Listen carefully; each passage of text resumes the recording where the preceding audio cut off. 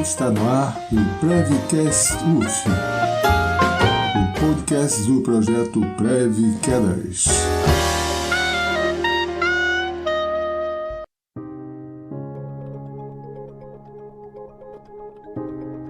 Sou Edmundo de Drummond Alves Júnior, professor do Instituto de Educação Física da Universidade Federal Fluminense. Sou a Maria Fernanda Moreira, residente da Saúde do Idoso, e entrei no programa em 2020.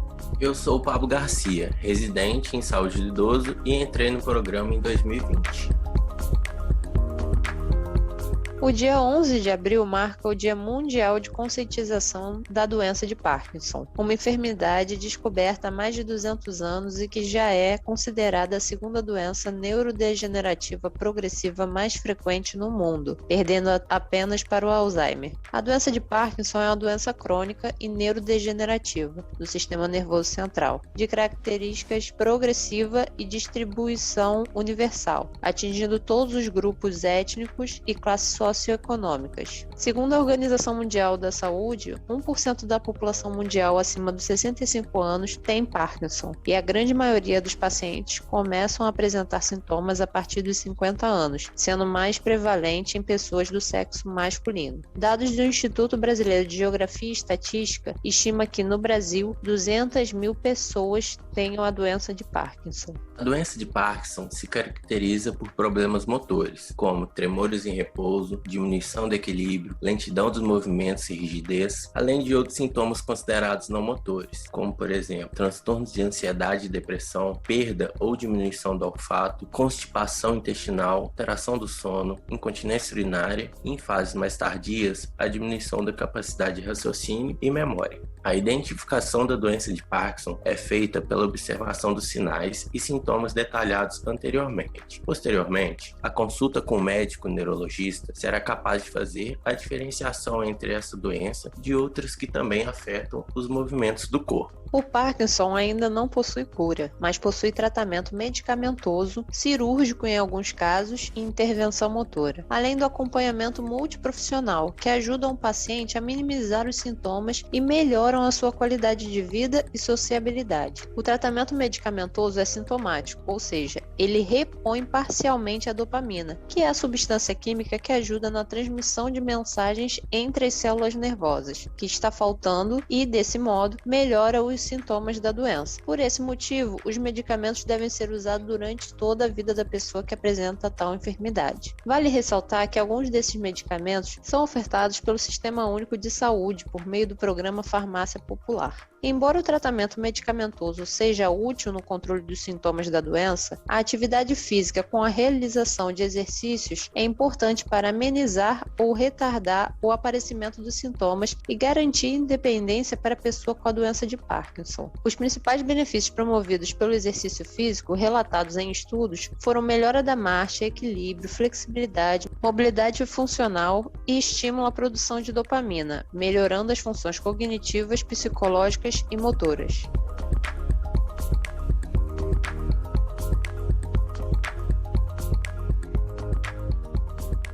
Com o intuito de enriquecer a troca de conhecimento e informações, no episódio de hoje teremos uma convidada especialista no assunto e gostaria de chamá-la para participar da nossa conversa. Seja bem-vinda ao Prevcast UF, Ana Elisa Lemos, e obrigado por aceitar participar aqui com a gente. Para começar, se apresente e fale um pouco sobre a sua área de atuação.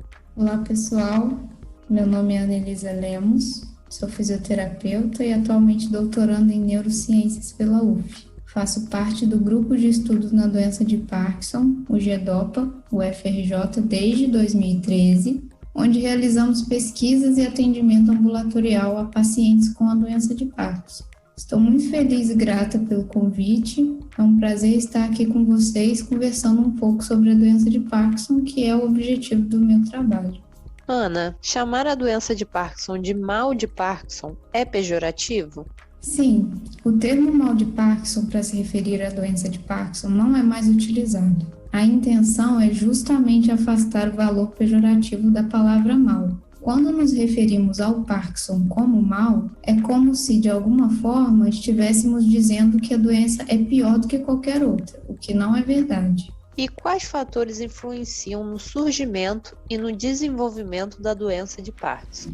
A doença de Parkinson ainda não tem uma causa conhecida, mas alguns fatores podem estar associados a um maior risco de desenvolvimento da doença, como, por exemplo, o avanço da idade, o envolvimento de uma combinação de fatores não modificáveis, que seriam a genética e a hereditariedade, e fatores modificáveis, como a exposição ambiental, a toxicidade, infecções, além de hábitos de vida sedentários. A doença de Parkinson se manifesta apenas em idosos?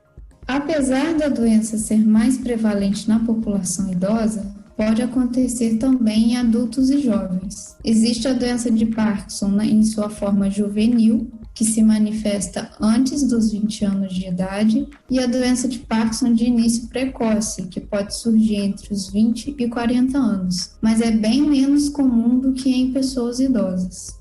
Todos os indivíduos com doença de Parkinson vão apresentar todos os sintomas falados anteriormente? Não necessariamente todas as pessoas com a doença de Parkinson terão todos os sintomas citados. A doença se manifesta de forma diferente entre os indivíduos e ao longo de sua progressão. Por exemplo, algumas pessoas têm um tremor bastante evidente, enquanto outras não apresentam o tremor. Assim como algumas pessoas apresentam o congelamento da marcha, que é aquela sensação dos pés estarem grudados ao chão quando tentam dar o primeiro passo. E outras pessoas não terão esse sintoma. E Ana, além do médico neurologista, quais profissionais também estão envolvidos nos cuidados de pessoas com doença de Parkinson? É fundamental que as pessoas saibam que a doença de Parkinson necessita de cuidado integrado. Como já foi dito anteriormente, a doença apresenta sintomas diversos que vão impactar na qualidade de vida dos indivíduos. Alguns sintomas podem inicialmente ser bem controlados com o tratamento medicamentoso, enquanto outros não respondem tão bem aos medicamentos, em especial os sintomas não motores. Além disso, em estágios mais avançados da doença, a eficácia do medicamento torna-se menor e complicações secundárias podem surgir, como, por exemplo, movimentos involuntários, que muitas vezes são dolorosos, como se a pessoa estivesse dançando. Esses movimentos podem acontecer como complicações pelo uso prolongado do medicamento. Por isso, o tratamento desses pacientes envolve cuidados multiprofissionais, com acompanhamento por profissionais de educação física, fisioterapeutas, terapeutas ocupacionais e fonoaudiólogos, que por meio da intervenção motora e exercício vão promover inúmeros benefícios para a funcionalidade desses indivíduos, além do acompanhamento por psicólogos, nutricionistas e enfermeiros que atuarão mais diretamente em relação aos sintomas não motores, ao comportamento e cuidados em geral, e também assistentes sociais, que são essenciais no cuidado e orientação desses pacientes, familiares e cuidadores. Sabemos que, com o avançar da idade, o risco de quedas aumenta, principalmente em idosos com doenças crônicas. Quais fatores contribuem para quedas em pessoas com a doença de Parkinson? De que forma podemos prevenir essas quedas nesses indivíduos? As quedas são muito comuns na doença de Parkinson e devemos ter o máximo de atenção em relação a isso, pois elas aumentam o risco de traumas na cabeça, fraturas e internação. Alguns sintomas motores da doença estão diretamente relacionados ao risco de quedas, como, por exemplo, a diminuição do equilíbrio, a diminuição da altura do passo e o congelamento da marcha.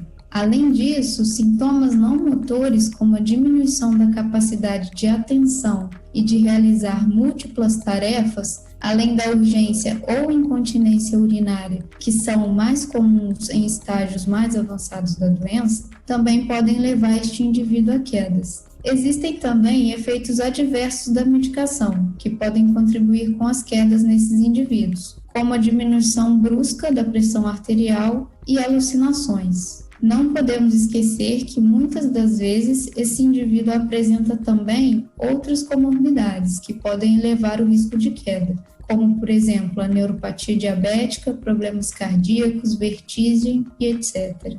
Para evitar que esses pacientes sofram quedas, é muito importante o acompanhamento por profissionais de saúde, especialistas na doença de Parkinson, que poderão avaliar estes riscos e propor medidas para prevenir as quedas. Nesse sentido, é importante que o indivíduo relate todos os sintomas ao médico e aos demais profissionais que o acompanham. Os profissionais devem avaliar rigorosamente todos os fatores de risco, inclusive fatores ambientais, como o tipo de calçado, excesso de mobília na casa da pessoa, tapetes, chão escorregadio, local de moradia, entre outros, que também contribuem para o maior risco de quedas. Desta forma, a prevenção desses episódios de queda pode ser feita por meio do ajuste medicamentoso, por propostas de exercícios físicos que contribuem para uma melhora dos sintomas motores, em especial o equilíbrio, por meio da modificação do ambiente e, em alguns casos, por meio da prescrição de dispositivos que ofereçam mais segurança a esse indivíduo,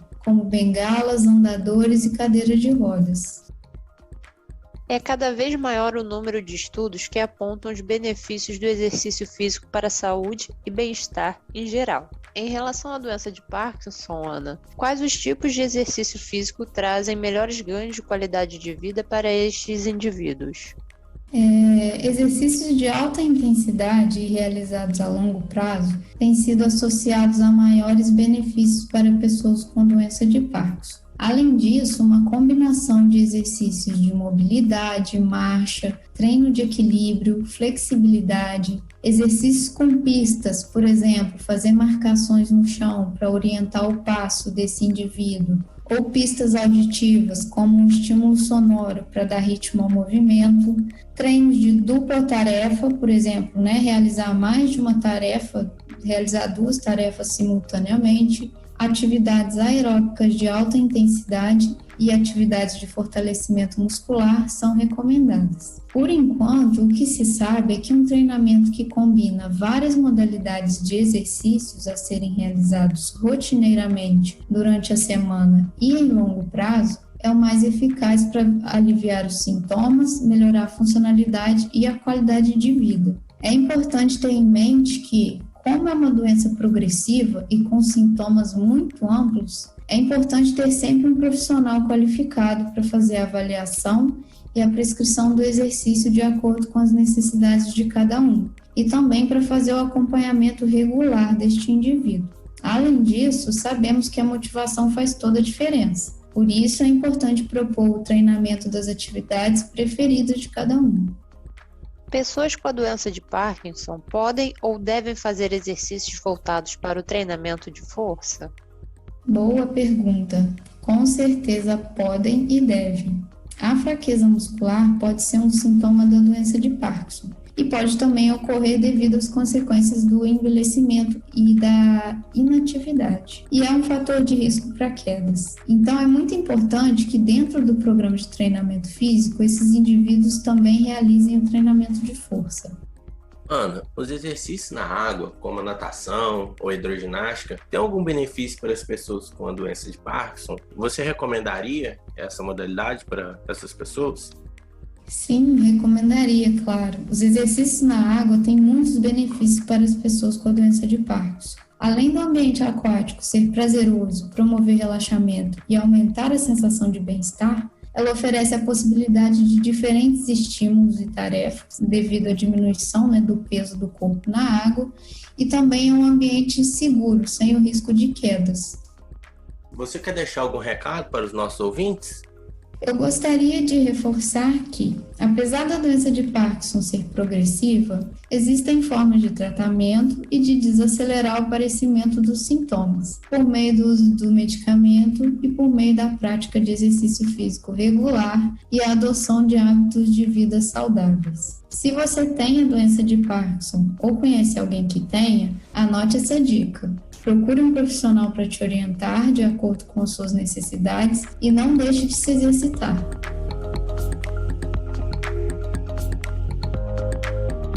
Esse foi o nosso bate-papo com a fisioterapeuta Ana Elisa Lemos e gostaríamos de agradecer mais uma vez pela disponibilidade de estar aqui conosco, compartilhando seus conhecimentos sobre a doença de Parkinson, exercício físico e envelhecimento. Muito obrigada, Ana, e sempre que quiser voltar será muito bem-vinda aqui no Prevcast UF. Se você tiver alguma dúvida, entre em contato conosco através das nossas redes sociais.